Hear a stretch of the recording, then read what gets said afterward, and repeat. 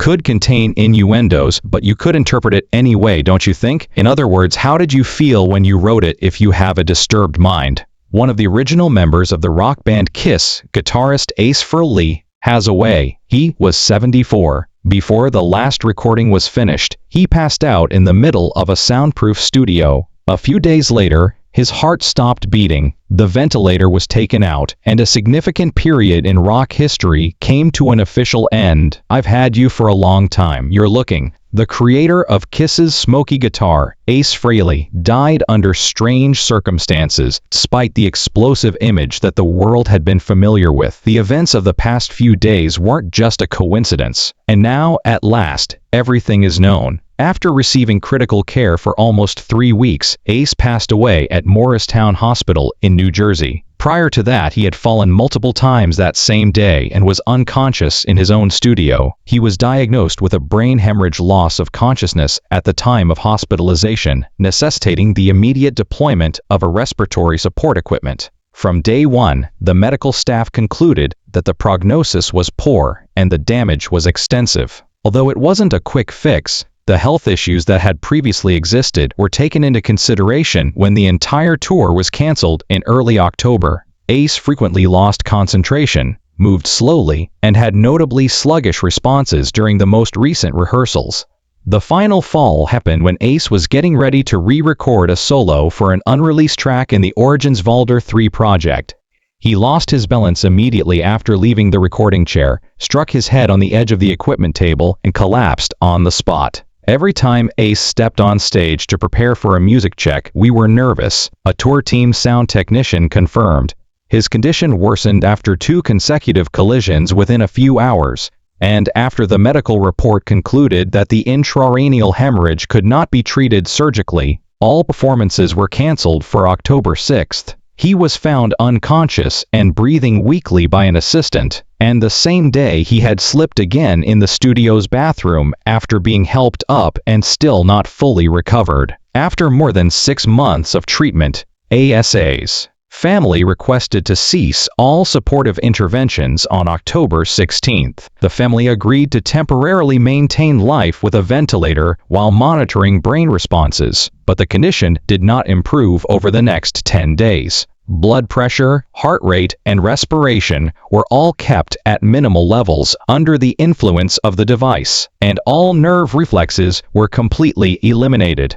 A copy of the death certificate was completed within 3 hours, stating the cause of death as cerebral hemorrhage due to closed head trauma not responding to resuscitation treatment. The decision was made following the final consultation with the neurologist, who directly monitored him at the hospital.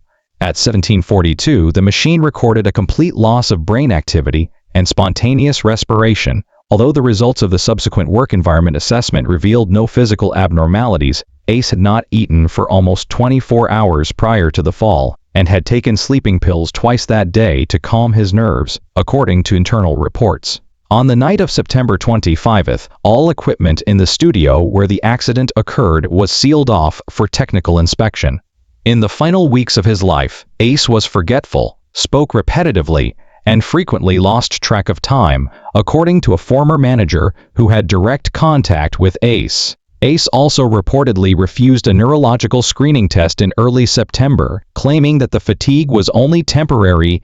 Ace had been invited to the Kennedy Center Honors Ceremony later in the year before the fall, and the event organizer confirmed that he accepted the invitation in August, provided he completed recording by October. This was the first time since 2014 that Ace had publicly consented to join the rest of Kiss on a stage. Ace knew his body was failing, but he still wanted to finish the last album to wrap things up the way he had from the start: no cuts, no other players. Prior to his health collapse, Ace had spent decades living in conflict between his passion for creativity and the limitations imposed by the musical environment itself. However, the plan could not be carried out. This was explained by a band member in charge of the backline for the 2025 tour. The conflict within Kiss started at the height of the band's popularity, when Ace played lead guitar but had no control over finances or branding, Ace was viewed as an outsider in the group, but he was fully present in projects and visuals. The first cracks came not from illness, but from within the glitzy walls of Kiss, where fame and power collided every day. The Psycho Circus album is a typical example of Ace having only one official song, but appearing on the album cover and the entire tour.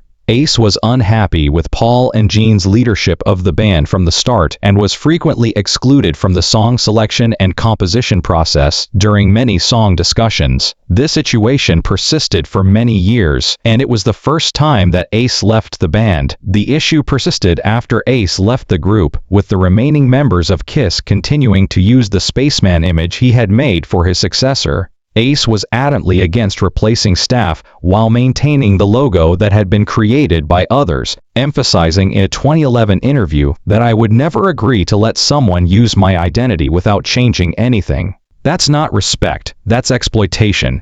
Ace did not rejoin the group on many significant occasions, but when he was invited, the invitations were turned down because of a lack of clarity regarding the roles that were assigned to him. One of Ace's demands was to be in charge of his own guitar parts if he went back on stage, which the major show organizers did not agree to.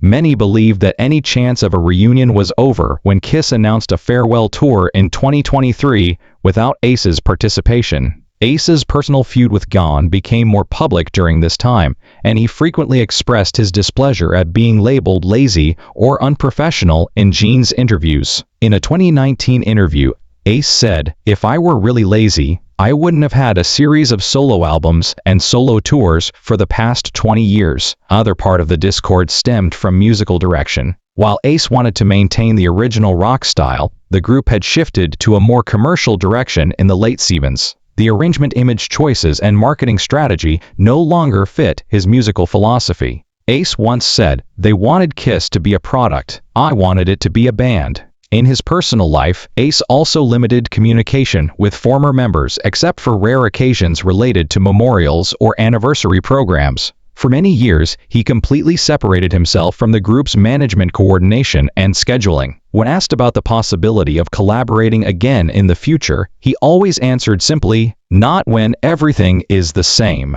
Even though Ace was one of the four founders, he always felt like the only one not in the executive system. He once likened himself to someone who contributed to the house but wasn't the one with the keys. The arrangement between Ace and the other members of the group wasn't resolved until the end of his life. During his career, Ace experienced a separation between his professional and personal relationships. But as these relationships deteriorated over time, Ace also had to deal with an even more pressing issue, an internal conflict. Ace began drinking alcohol as a teenager, which led to a long-lasting addiction. Ace used alcohol sedatives and stimulants on a regular basis while he was with Kiss. The situation was exacerbated by the group's ongoing disputes and the constant traveling, high-intensity work. Years later, Ace acknowledged using stimulants nearly daily in the late 1970s and early 1980s, and one of the most serious accidents happened when he was driving under the influence, which led to a string of collisions.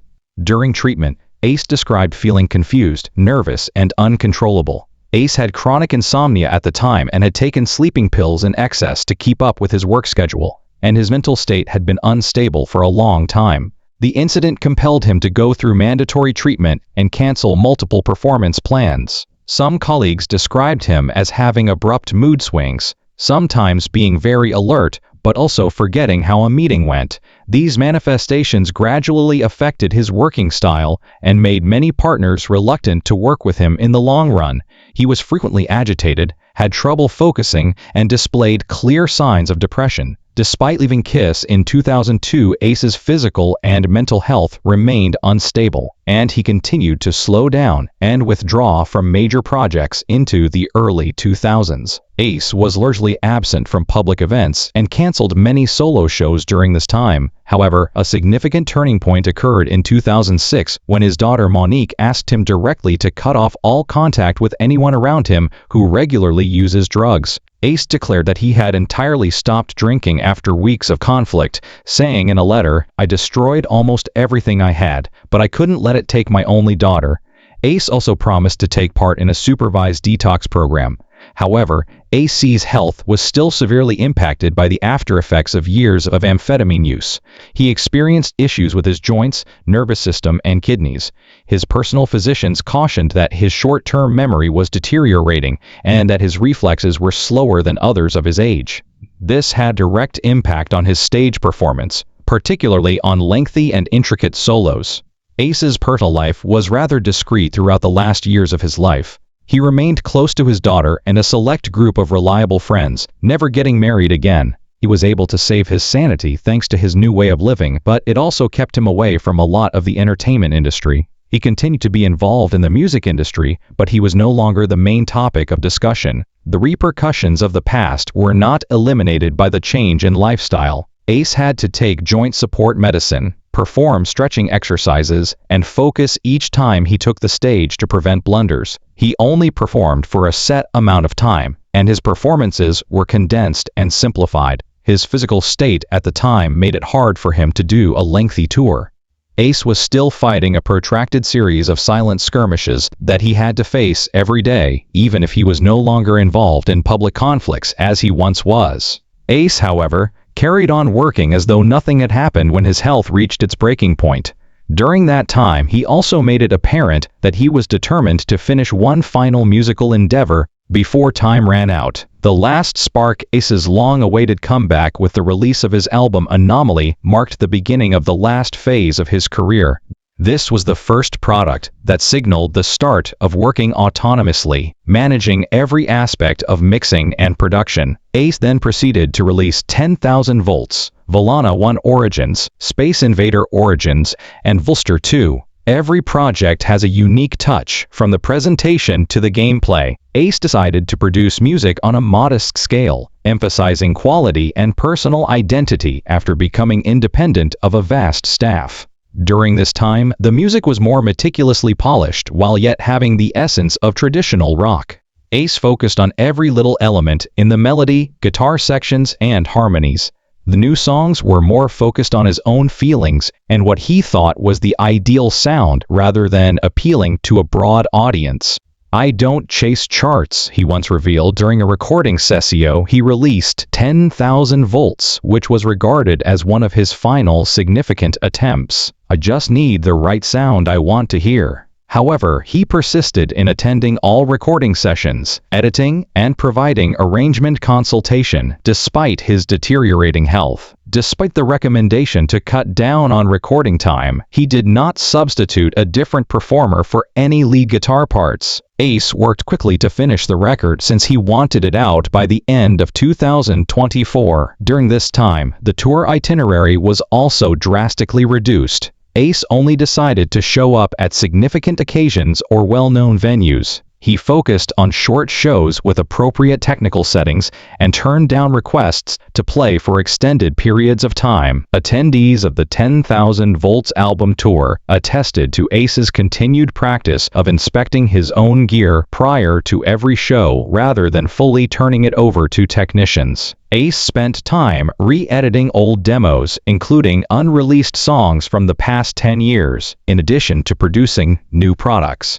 After being removed from master tapes and personal hard drives, many of the recordings were cleaned and reorganized. The preparation list for Origins Vol. 3, an album slated for release in 2025, contained a few tunes. He described this undertaking as an overview of everything he missed. Ace worked in his home studio nearly every day while the new record was being prepared. He traveled less, attended fewer media events, and concentrated only on creating and refining the mix. His schedule, according to his associates, was rigorously adhered to, beginning early in the morning and finishing in the afternoon. He avoided working at night to prevent interfering with his sleep. Attending the Kennedy Center Honor Ceremony is the final scheduled event for 2025. Ace has agreed to join the 3 surviving members of Kiss on stage for the first time in a long time. He was confirmed as a guest of honor with a separate seat even though he won't be performing, taking part in the conversation on the script or comprehensive program. Official invites were issued out by the organizers, who intended to welcome him back in August. There has never been a clear explanation of why Ace consented to take part in this event. Perhaps he wanted to end the last chapter in his own manner, at least by being there, according to one of his teammates. Ace was hospitalized prior to the event, thus all plans had to be cancelled. As right now, the Origins Valere 3 project is not complete. Numerous recordings have been preserved. No processing has been done on the arrangement. Although there are several demos accessible, it's unclear if they meet the requirements to be issued as an official album. No explicit announcement has been made by the present manager. Ace's tenacity throughout this time stems from both his professional accountability and the foundation he established from a very young age. His difficult beginning and tumultuous past prevent him from stopping before completing the task at hand. The starting point. Ace was born into a working-class household of German and Dutch ancestry in the Bronx, New York, in 1951. Both of his parents had some rudimentary musical skills and encouraged their kids to pick up the guitar early on. Ace, however, started playing the electric guitar at the age of 13 after getting one as a Christmas present, despite having no official training. He soon taught himself to play music by mimicking the sounds of cassettes and radio songs. Artists like Eric Clapton, Jimmy Page, and Jimi Hendrix impacted his style of playing. Ace's personality was clearly influenced by his adolescence. He hung out with a gang of disobedient people, dropped out of school multiple times, and showed no interest in formal education. According to some of his friends from the period, he would frequently stroll the streets with his guitar slung over his shoulder, prepared to perform anytime there was a crowd, no matter how small. Ace's ability to rapidly connect with others and garner attention earned him the nickname Ace from his pals during this period.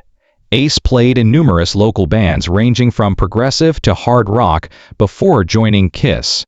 Mully Mo, one of the most well-known bands, was signed to RCA Records but never put out an album. Ace took on a variety of tasks to support himself, including delivering pizza and operating a cab. He kept up his regular musical pursuits, sending tapes to record labels, and trying out for numerous recently formed bands. Ace noticed a 1972 ad for a new rock band that was looking for members. He was asked to try out after sending in pictures and recording a sample. The audition was held in a tiny New York practice space. Ace immediately caught the band's attention when he arrived wearing 2 pairs of sneakers, one red and one yellow. He delivered extremely technical solos with imaginative sounds as soon as he began playing, without having to consult the music. He was selected immediately following the audition, despite the fact that he didn't talk much and didn't dress like anyone else in the room. In addition to being the band's guitarist, Ace created the Kiss emblem, which has 2 stylized S's shaped like a lightning bolt. Based on his fascination with science fiction subjects, particularly UFOs and outer space planets, he also designed his own spaceman picture. This image swiftly became an essential component of Kiss's persona and persisted throughout the group's operations. Ace played his own style, lived by his convictions, and took his sound with him. In addition to being a tale of achievement, the path from a self-taught guitar youngster in the Bronx to an iconic figure in rock history is one of tenacity, faltering, getting back up, and making a lasting impression. Please remember to like and support the video if you think this narrative is noteworthy. If you remember any of his songs, write a comment below and share it with others who have heard an amazing riff. To ensure you don't miss the upcoming videos about real legends, subscribe to the channel. I appreciate you watching.